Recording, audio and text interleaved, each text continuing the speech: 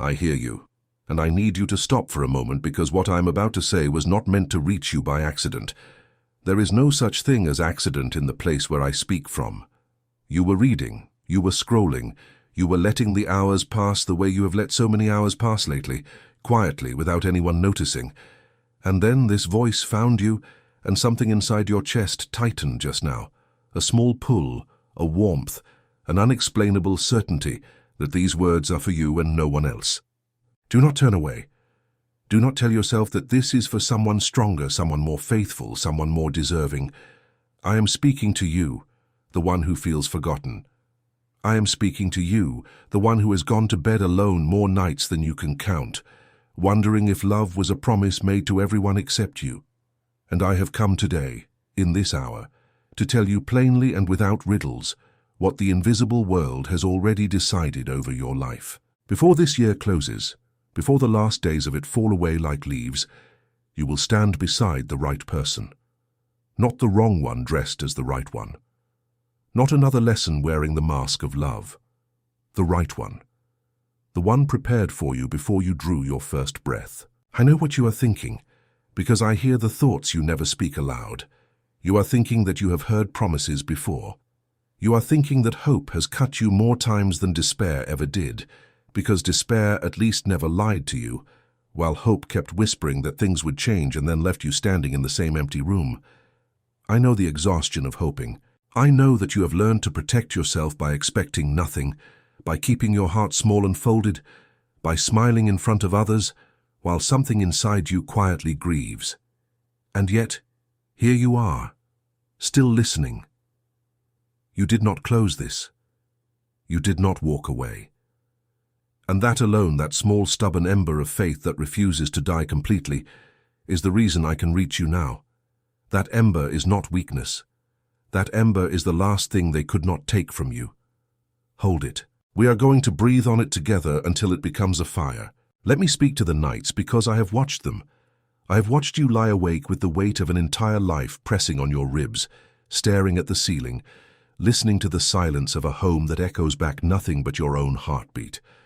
I have seen the tears that came without warning, the ones you wiped away quickly even though no one was there to see them, because you have trained yourself so well to be strong that you hide your pain even from empty rooms. I have seen you sit in your car after work, hands still on the wheel, engine off, giving yourself just one more minute before you walk inside and pretend again. I have seen you set the table for one and tell yourself it does not bother you, and I have seen the exact moment your voice cracked when you said you were fine. You were not fine. You are not fine. And that is not a failure. That is a heart that was built for a love it has not yet been given. They do not see it, the people around you. They see someone reliable, someone who copes, someone who always manages. They have no idea how heavy you have become on the inside, how many years you have carried the ache of being unchosen, unpicked, overlooked, while others were celebrated. You watched people who lied receive rings. You watched people who cheated receive weddings. You watched the careless stumble into the very thing you prayed for on your knees, and you asked, quietly, in the dark, why not me? Why does everyone else get to be loved, and I am left to organize their happiness from the corner of the room? I heard that question. Every time you asked it, I heard it. It never once fell into silence. It rose. It was recorded. It was answered before you finished asking, though the answer had to travel through seasons you could not see to reach you at the right hour, which is this one. And I must tell you something now that will feel heavy, but I say it because I love you enough to be honest. There is a reason I am warning you, and there is a weight that comes with hearing a call like this. When the heavens speaks a word over your life, that word requires something of you. It requires that you do not turn away from it out of fear. Many have felt the tug I am placing on your heart right now and have chosen to dismiss it, to call it coincidence, to bury it under their doubt because believing felt too dangerous. And in doing so, they delayed with their own hands the very blessing that was crossing the threshold to reach them. I do not say this to frighten you. I say it because you have spent your life ignoring your own worth, silencing your own longing, telling yourself to want less so it would hurt less, and that habit, that quiet self-abandonment, is the one thing that could still stand between you and what is coming. To ignore a sacred call is not a small thing, it is to send the messenger away at the door. So hear me. Do not send this away. Do not let the old voice in your head, the one trained by every disappointment, convince you that this is nothing. The negligence I am warning you against is not laziness. It is unbelief. It is the reflex to protect yourself from hope. And I am asking you, gently but with all the authority of the place I speak from, to lay that reflex down for the length of this message and simply let yourself be told the truth about your own life for once. Because the truth is this: something has already begun to move. In the world you cannot see with your eyes, in the realm where the real events of your life are decided long before they appear in front of you, a shift has taken place. The delay that has defined your years is ending. The door that has stayed shut, the one you knocked on until your knuckles ached and then finally stopped knocking, has been unlocked from the other side. You did not hear the lock turn, but it turned. Even now, as you listen, arrangements are being made that have nothing to do with luck and everything to do with a design that has your name written into it. The right person is being moved. Their steps are being ordered. Circumstances that kept the two of you apart are being dismantled one by one, quietly, precisely, the way a master takes apart a wall stone by stone until suddenly there is a doorway where there was none. You have felt it already, though you could not name it. A restlessness, a sense that something is about to change, arriving without reason on ordinary afternoons. A dream you woke from with your heart pounding and could not remember but could not shake. These are not nothing. These are the ripples that reach the surface when something large begins to move in the deep. Your spirit has been receiving signals your mind could not decode, and I have come to decode them for you today.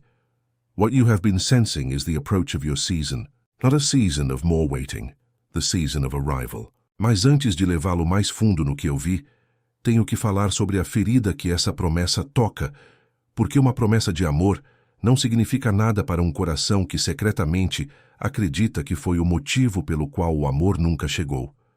E você acreditou nisso.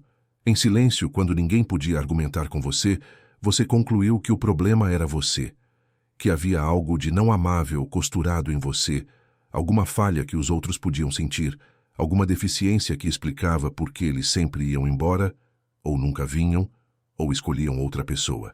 Você construiu toda uma teoria de sua própria indignidade a partir de evidências circunstanciais e tem cumprido a pena dessa teoria por anos. Eu vim para derrubá-la. A razão pela qual o amor não chegou nunca foi que você era indigno. A razão foi o tempo e a proteção e uma preparação que nunca lhe foi mostrada. Deixe-me explicar o atraso, porque você merece entendê-lo, e entendê-lo começará a curá-lo. Você acreditou que os anos de solidão foram um castigo. Você acreditou que ser deixado de lado tantas vezes era prova de julgamento contra você. Foi o oposto. Cada relacionamento que não deu certo, cada porta que se fechou, cada pessoa que parecia promissora e depois revelou quem realmente era, cada desilusão que o deixou sentado no chão do banheiro se perguntando o que havia de errado com você, não foi julgamento, foi resgate. Eu estava tirando do seu caminho coisas que você implorava para manter. Eu estava fechando portas diante das quais você chorou, batendo para entrar, sem entender que do outro lado de algumas daquelas portas havia uma ruína que teria levado anos para você sobreviver. Você me agradeceu por pouquíssimas daquelas portas fechadas. A maioria delas você ressentiu, e, no entanto, cada uma foi um ato de amor que você não pôde reconhecer porque usava o rosto da perda. O atraso foi preparação. Não apenas da outra pessoa, embora ela também estivesse sendo preparada, sendo levada por seus próprios vales, sendo despojada de suas próprias ilusões, sendo preparada para reconhecer e honrar um coração como o seu. O atraso também estava preparando você. Cada ano que você passou sozinho foi um ano em que algo em você estava sendo refinado, aprofundado, preparado para segurar um amor que não quebraria. Pense em quem você era 5 anos atrás, 10 anos atrás. Pense no que você teria aceitado então, no que teria tolerado, no que teria chamado de amor porque você ainda não sabia a diferença. Você teria aceitado muito menos. Você teria se derramado em alguém que nunca teria conseguido conter o que você tem a oferecer. A espera aguçou seu discernimento. Ensinou-lhe o seu próprio valor da maneira lenta, dolorosa e completa que apenas o deserto pode ensinar. Você não estava sendo abandonado naquele deserto. Você estava sendo formado nele. Há um trabalho que apenas a solidão pode fazer em uma alma, e estava sendo feito na sua. Nas estações em que você não tinha ninguém para distraí-lo, você foi forçado a se encontrar. Você aprendeu o que realmente precisava. Você aprendeu a sentar com seus próprios pensamentos e sobreviver a eles. Você aprendeu que conseguia acordar de manhã mesmo quando seu coração estava em pedaços, que conseguia funcionar, que conseguia ser gentil com os outros enquanto carregava sua própria dor. Essa força que você construiu sem querer, essa resiliência silenciosa que você trocaria num piscar de olhos por uma cama quente e uma mão para segurar, é precisamente a força que tornará o amor que está por vir inabalável. Porque você não entrará nele como um mendigo, desesperado por migalhas. Você entrará nele como alguém que conhece o seu próprio valor, que esperou, que não se acomodou, que manteve a brasa viva durante a longa noite. Isso é uma coisa rara e santa, e aquele que está vindo saberá no momento em que o vir. Agora quero levá-lo a um lugar.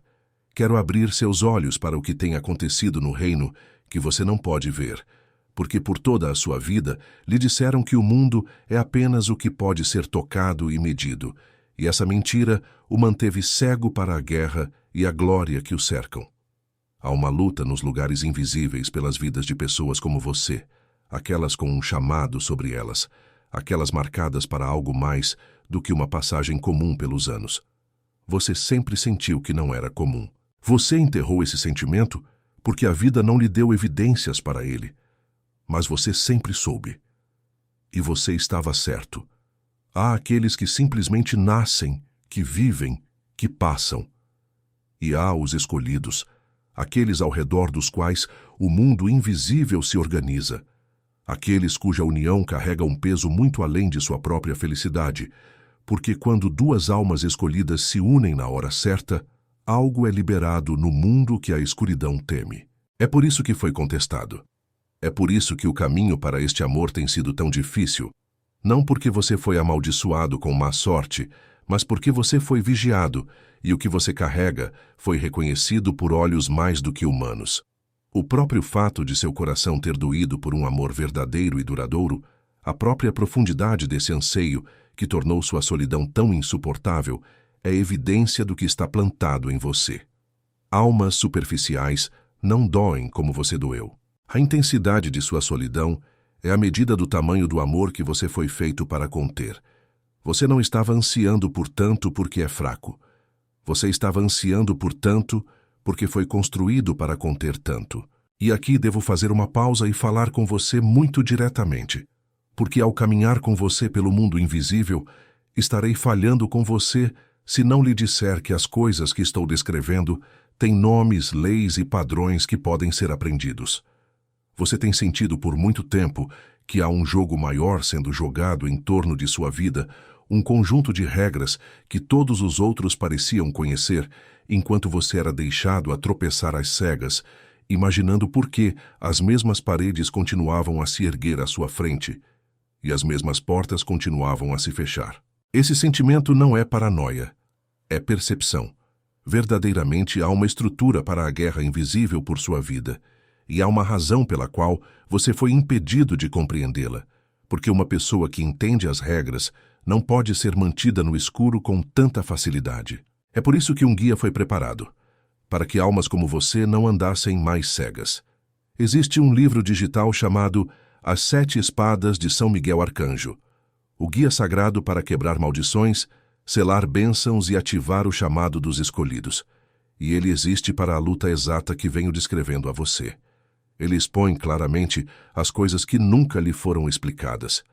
Ele mostra como o inimigo de sua paz usou a solidão e a rejeição como arma para manter os escolhidos isolados e duvidosos, e mostra, espada por espada, como essa arma é quebrada. Onde você sentiu uma resistência invisível bloqueando o amor de chegar até você, este guia nomeia essa resistência e lhe entrega a lâmina que a corta.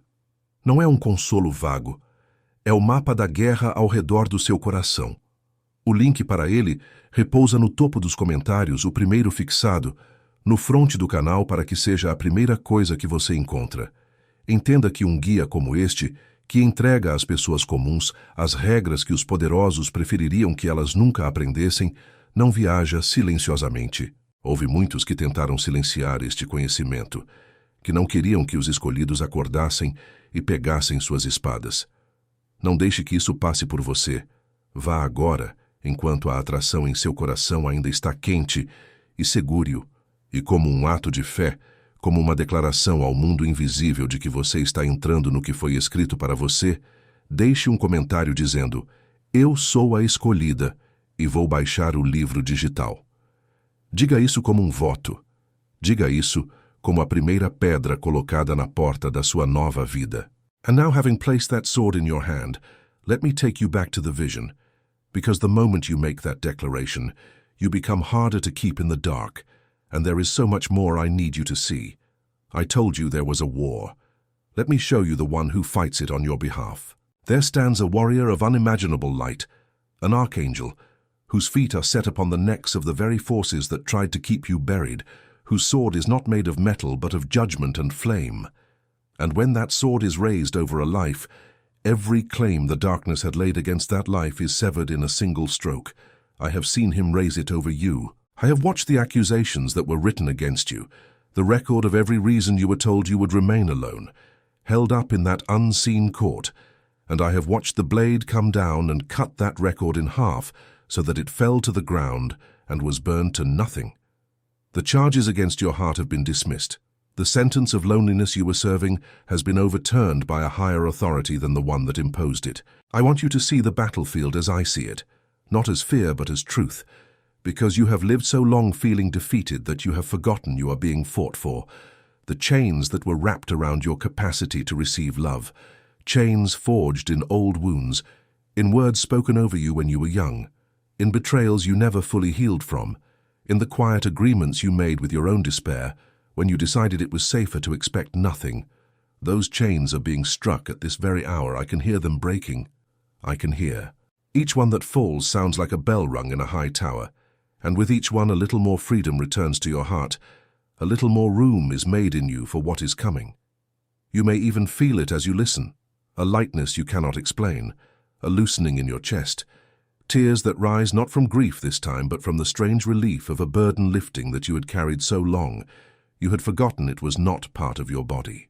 There are decrees being spoken over you in the language of the heavens, and I will translate them into words you can hold. It is decreed that the years the locusts ate will be given back to you. It is decreed that the love withheld will be returned not in the same measure but multiplied, pressed down and overflowing, so that the abundance of what is coming will make the drought you endured seem, in memory, like a small price for so great a treasure. It is decreed that you who set the table for one will set it for two, and then for many, that the silence of your home will be broken by a voice that loves you and by laughter that belongs to you. It is decreed that the one who has been kept from you is being led even now through the last turns of the road that brings them to your door, and that neither distance nor delay, nor the schemes of anything in the seen or unseen world can stop the appointed meeting. And do not think this restoration touches only your loneliness, because when the heavens moves to restore a life, it does not repair one room and leave the rest in ruin. What was taken from you in every area is being gathered to be given back. The confidence that was stolen from you, the sense of being desirable and worthy that 100 small rejections chipped away, will be restored, and you will look in the mirror one morning soon and see, for the first time in years, someone you are glad to be. The joy that was buried under obligation and disappointment will be dug up and handed back to you fuller than before. The doors that closed, not only on love, but on opportunity, on friendship, on the simple feeling of being wanted somewhere, are being opened in sequence, and you will be astonished at how quickly a life can change, once the hour of change has come. You have known the slow years, the years where nothing moved no matter how hard you pushed. Now you will know the swift season, where things you waited a decade for arrive in the space of weeks, where one meeting changes everything, where the momentum that was withheld is released all at once. I need you to understand the magnitude of what compensation means in the economy of the heavens, because it is not fairness as the world measures it. The world would call it fair if you were given back exactly what you lost. The heavens does not deal in exactly, the heavens multiplies. For every night you cried yourself to sleep, there is a morning of such tenderness coming that it will erase the memory of the nights. For every celebration you attended alone, smiling for others while something in you quietly broke, there is a celebration coming that will be your own, where you are the one being toasted, the one being blessed, the one whose long-awaited joy the whole room can feel. For every year you spent believing you had been forgotten, there is a fullness coming so complete that you will one day look back and understand that you were never forgotten for a single second, that you were being kept, that being kept felt like being abandoned only because you could not see the hand that was holding you. And I must say this clearly, so that you do not mistake what is coming for something small or ordinary. The person who is being brought to you is not a consolation prize for the years you lost. They are not someone who will merely fill the empty chair. They are the one your soul was calibrated for before you were born, the one whose presence will make you understand at last why none of the others could stay, why every wrong door had to close, why the waiting had to be exactly as long as it was and not one day shorter. When you meet them, there will be a recognition deeper than attraction, older than this life, a sense that you have finally arrived somewhere you have been walking toward your whole existence without knowing its name. And in that moment, every tear will be accounted for. Every lonely year will be revealed as the road that led precisely here. Mas sinto a dúvida a surgir em você ainda agora. O velho reflexo.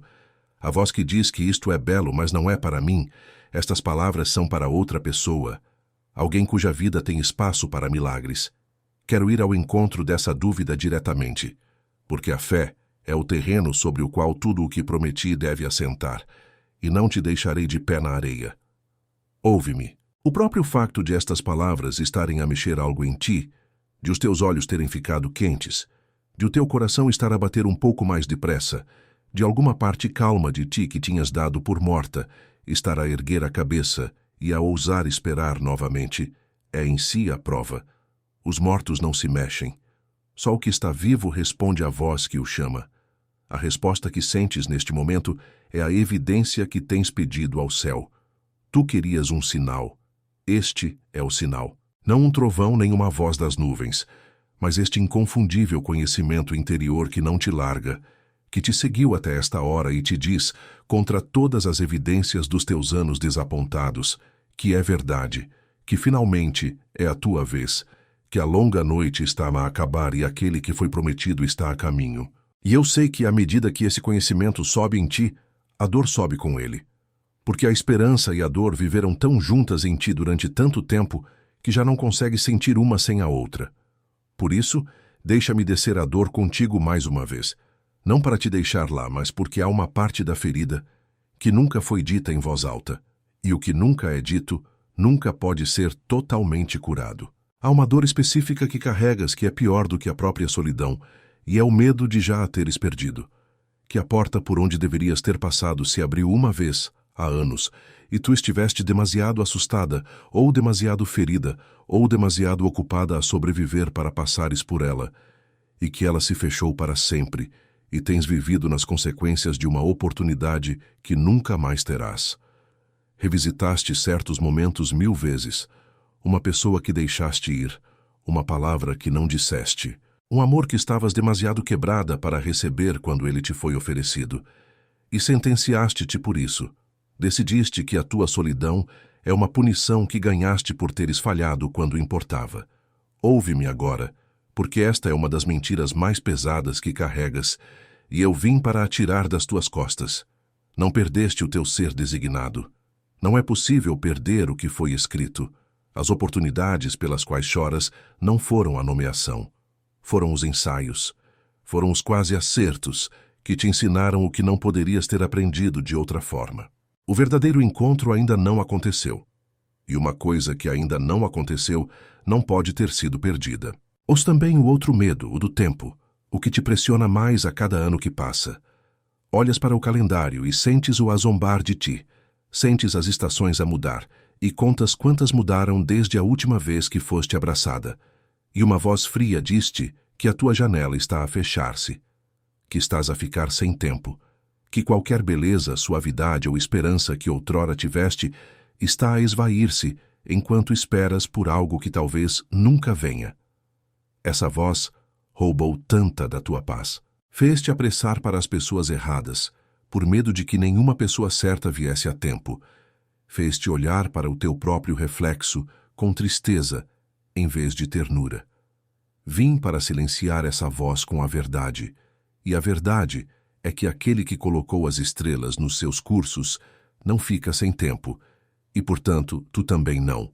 A tua nomeação não é governada pelo calendário na tua parede. É governada por um relógio no mundo invisível que nunca se atrasou nem se adiantou uma única vez, que bate na sua hora no momento exato, e a hora que está a bater sobre a tua vida é agora. Let me tell you of a woman who understood this ache, because you are not the first to carry it, and the story I'm about to give you was written down so that in this exact hour it could reach you and tell you that you are not alone in the long line of the faithful who waited. There was a woman named Ruth, and she knew loss the way you know it from the inside in the marrow.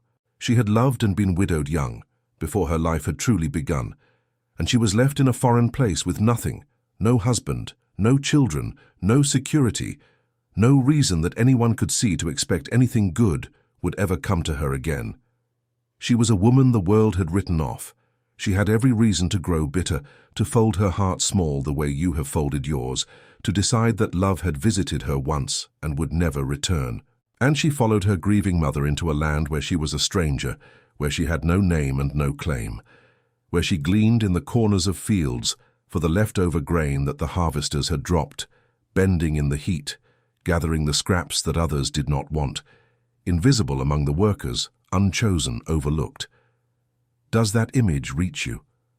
The one gathering what others left behind, the one working quietly in the corner while others were celebrated. You have been Ruth in that field for longer than you care to remember, but watch what was happening while she bent her back in that field, believing she was forgotten. The field she happened to be gleaning in, the one she wandered into as if by chance, belonged to a man named Boaz, a man of honor and standing, a man who had the power and the will to restore everything she had lost. She did not know whose field it was. She did not choose it by any wisdom of her own. She was simply doing the next humble thing in front of her, surviving the only way she could, and her steps were being ordered toward a redemption she could not see and did not dare to hope for. And Boaz saw her. In a field full of workers, he saw the one who thought she was invisible.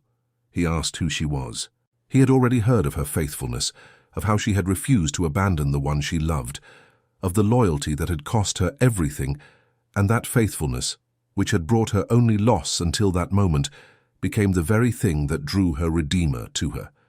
What had looked like the reason for her suffering became the reason for her rescue. He covered her. He provided for her. He took what was broken and desolate in her story, and he made it whole. And the woman who had gleaned scraps in the corner of a field became the wife of the man who owned it, restored, honored, chosen, and her name was written into the lineage of kings. Do you understand why I have told you this? It is because every hour Ruth spent bending in that field, believing she was forgotten, she was in fact walking straight toward the man who would redeem her, and she could not see it, and it was happening anyway. Your invisibility is not the end of your story. It is the field, and the one who owns the field has already seen you. He has already asked who you are. He has already heard of the faithfulness that has cost you so much, the way you kept loving, kept hoping, kept getting up, kept setting the table even for one, and that faithfulness which has brought you only loneliness until now is about to become the very thing that draws your redemption to you. What looked like the reason for your suffering is about to be revealed as the reason for your rescue. The field you are bending in right now, the ordinary place where you feel most invisible, is closer to your Redeemer than you have any way of knowing. And I want you to see as you sit with Ruth in that field that her restoration did not come because she struck out and seized it by force. It came as she remained faithful in the small and humble place, and at the appointed moment she was told to prepare herself, to wash and to make ready and to present herself, and then to wait for the Redeemer to act. There is a preparing that is being asked of you now in the same way. Not a striving, not a desperate grasping after any warm body that will have you. a quiet making ready of your heart, a washing off of the old bitterness, a laying down of the sentence you passed on yourself, a decision to believe that you are worthy of being redeemed before the Redeemer arrives, so that when he does, you are not hiding in the corner of the field, convinced you are only fit for scraps. You are standing, prepared, ready to be seen. And here in the middle of Ruth's field I must stop and speak plainly to you again, because everything I have just shown you carries a hidden mechanism that you were never taught, and I would be leaving you half-armed if I let it pass. Ruth was redeemed because a law existed, a law of the Redeemer, a hidden structure in the unseen world that governed how what was lost could be brought back and restored. She did not know that law at first. She was taught it, shown it, guided into the exact steps that would activate her redemption. And that is the thing almost no one tells you. There are laws to the restoration of a life. There are patterns to how curses of loneliness are broken and how blessings over a union are sealed. You have been trying to find love without ever being shown the rules that govern the unseen war over your heart, gleaning in the corner, hoping to stumble into your redemption by accident, when there was a structure you could have been standing on the whole time. This is exactly why the guide I spoke of was placed within your reach, and I press it into your hands a second time because some things must be said twice before the wounded heart believes it is truly allowed to have them. The digital book, The 7 Swords of St. Michael, the sacred guide to break curses, seal blessings, and activate the calling of the chosen, is the law of the Redeemer written down for you, the structure Ruth had to be taught, laid out sword by sword. It shows you how the curse of being perpetually overlooked is severed, how the blessing over the union that is coming is sealed so that nothing can steal it once it arrives, and how the calling on your life, the very thing that made the darkness fight so hard to keep you alone, is activated and turned into your strength. Where you have gleaned in the corners hoping for scraps of love, this guide teaches you to stand as one who knows they are made for redemption. The link waits at the very top of the comments, the first one pinned standing at the front of the channel, so it is the first thing your eyes fall upon. And understand, a knowledge like this, that hands the overlooked the very rules of their own redemption, is not knowledge the darkness wants in your hands, and there are those who have tried to bury it, to keep the chosen bending in the field, believing scraps are all they deserve. Do not let it pass you by a second time. Go now while your heart is soft and open, and take hold of it, and leave your declaration in the comments. I'm the one and I'm getting the ebook. Say it not as a wish, but as a vow. Say it as Ruth washing and making ready. Say it as the act by which you step out of the corner of the field and into the light where your Redeemer can see you. And the moment you speak that vow, hear what is decreed over you. For I will not leave you with a story alone, but with the living word that reshapes your hours from this day. I decree right now, over the life that is listening, that the season of gleaning scraps is ended, and the season of owning the harvest has begun. I decree that the invisibility you have suffered is broken this hour, and that eyes which have passed over you your whole life will now be arrested by you, will stop, will ask who you are. I decree that the faithfulness which has cost you everything is now converted in the economy of the heavens into the currency of your redemption, and that not one tear you wept in the field will fail to be repaid. I decree that the Redeemer appointed to your life is being moved toward you even as these words are spoken, that his steps are ordered, that his eyes are being prepared to recognize you at first sight, and that no distance, no delay, no former failure, no closed door, and no scheme of the darkness can turn him from the field where you are standing. I decree that the sentence you passed upon yourself, the verdict of unworthiness you have served for so many years, is overturned and struck from the record, and that you are declared worthy, chosen, and redeemable by the highest authority there is.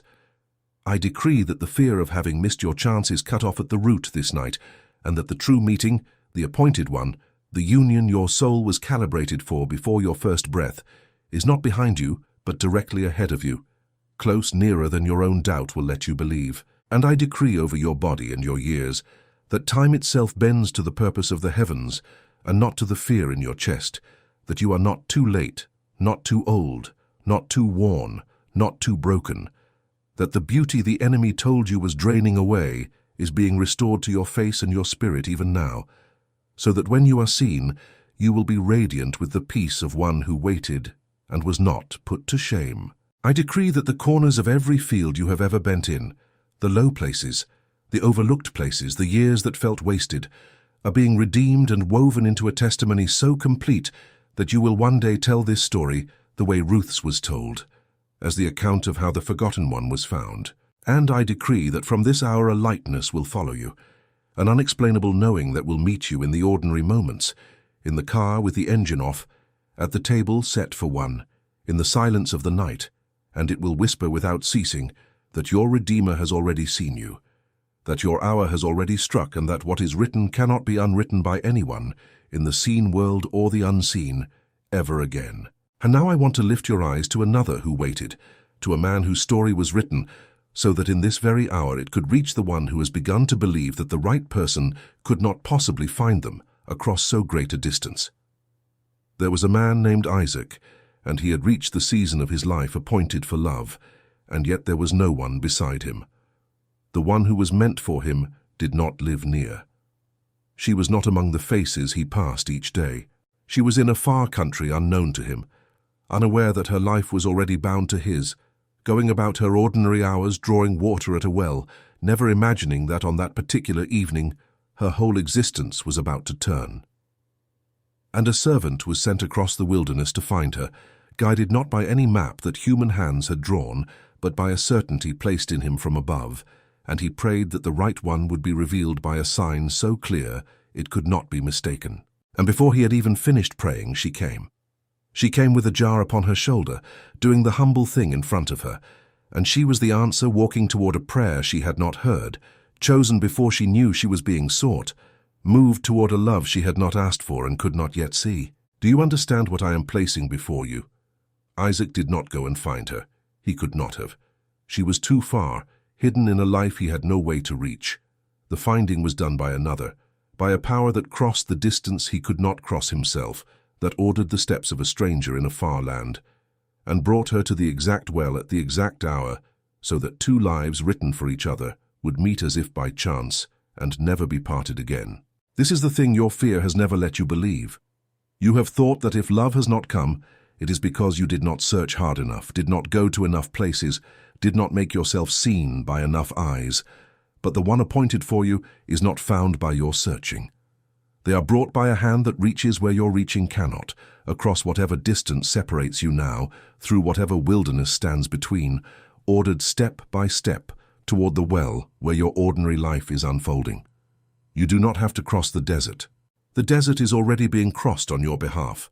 You have only to keep drawing your water faithfully, doing the humble thing in front of you until the evening comes when you lift your eyes and the stranger you were never looking for is standing there, and something in you knows. And I must press once more the thing that Isaac's story hides inside it, because the servant who found Rebekah did not stumble upon her by luck. He carried knowledge. He knew how to pray the prayer that summons the sign, how to recognize the appointed one when she appeared, how to move within the unseen laws that bring two written lives together. This is the guidance almost no one is ever handed, and it is why the digital book, The 7 Swords of St. Michael, the sacred guide to break curses, seal blessings, and activate the calling of the chosen, was placed within your reach. It is the knowledge the servant carried written down for you sword by sword, so that you are not left waiting blind at the well, but standing prepared, able to recognize your appointed one when they come, able to seal the union so that nothing tears it away once it arrives. The link rests at the very top of the comments, the first one pinned, standing at the front of the channel, so it is the first thing your eyes fall upon. A knowledge that hands the forgotten the very laws